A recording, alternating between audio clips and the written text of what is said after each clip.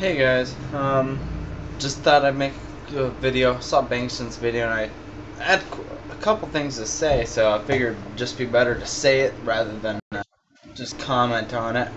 Um, I know what he says is talking about, don't feel guilty about eating and, you know, doing all that. You gotta enjoy eating.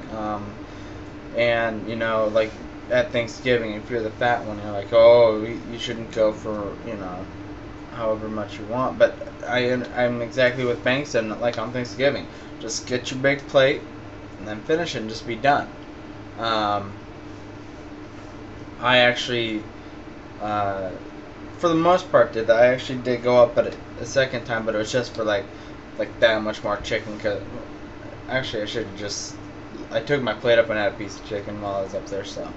But, I love chicken, so. He's right in a sense where it can be totally easy or really hard to lose weight. And it's, for me, it's pretty simple. Just make sure that you're on your caloric, what you're supposed to have for a day. I mean, that's just the easy, I actually, for my BMR, you're supposed to calculate if you're highly active or something along those lines. I always set it to mildly active. That way, it gives you like the lowest caloric amount. And I try to stick under that. And also, as you guys are losing weight, you need to keep checking with that because your weight changes how much you're supposed to have a day. When I started this, my caloric intake was 1976 or something, and now it's down to 1700 or something along those lines. So keep an eye out for that. Also, sorry, something bothering me. Yeah, just make sure to read the labels, make sure you know what your intake is, and make sure that you make a deficit. And Bangston was talking about, it says 1600 when you collect your, you do your BMR. That's right. It's just a range. I never thought about it being a fluctuation. It just never popped in my head. When he said that, I was like, well, duh. But I'll tell you what I do is, let's say mine is 1700. I always make sure to go at least 300 under, but I typically go more. I typically pull in about 1,000 to 1,200 calories. I actually did bump it up because I was noticing a slight energy loss when I was pulling in under 1,000. It was just too strict. So I bumped it up a little bit. And what I do from then on is all of my exercise, I consider it on top of. I don't go, well, I'm already at my 1,200, but I worked out today, so I can then take another 200. I say, no, screw that. I am sticking to my 1,200. That 300 or 500 or whatever calories that I just burned, that just topped on to what I'm already going to lose from my diet. So that's pretty much how I run on that. So that's pretty much how I do my diet. I don't try to strict myself on what kind of foods I eat.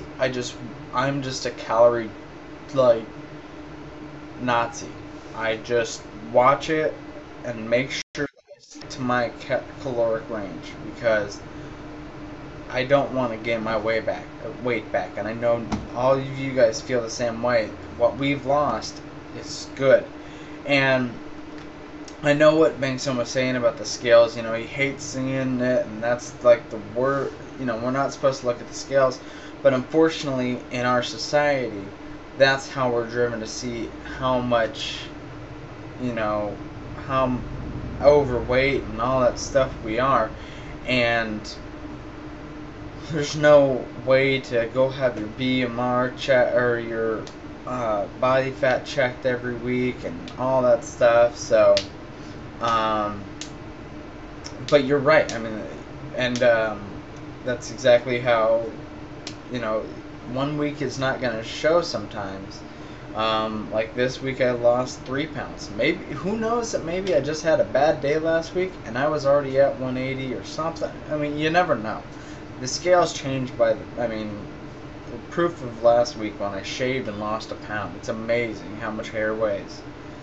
But, and also, you're right. I mean, I said it in my last video, I think.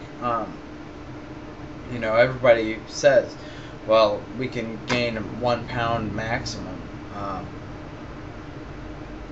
per week, so obviously that's what I did. No, I mean, you really have to bust your ass to get freaking that pound.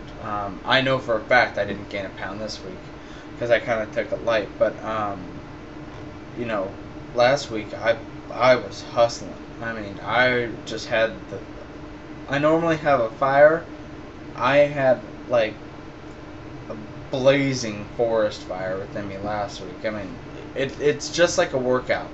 Sometimes you have a good one, sometimes you have a bad one. Last week I was just on fire, and I was pushing myself hard. So, but yeah, that's. I mean, I'm pretty much just reiterating what he said, but you know, just kind of agreeing with him, telling you guys.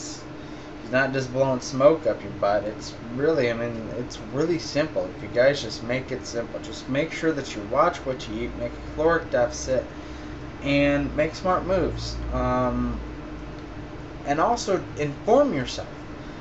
Like granola bars. I made a post about that a while ago. They tricked me. I mean, you'd think granola bars, good.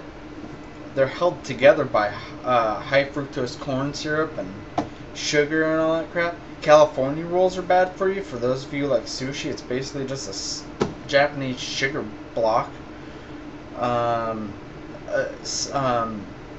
Sterling, you may want to watch out because I know you're a fan of the yogurts. With the fruit that's at the bottom, that's bad for you. Because there's a lot of sugar in, not like bad sugars in the reason that that's so sweet.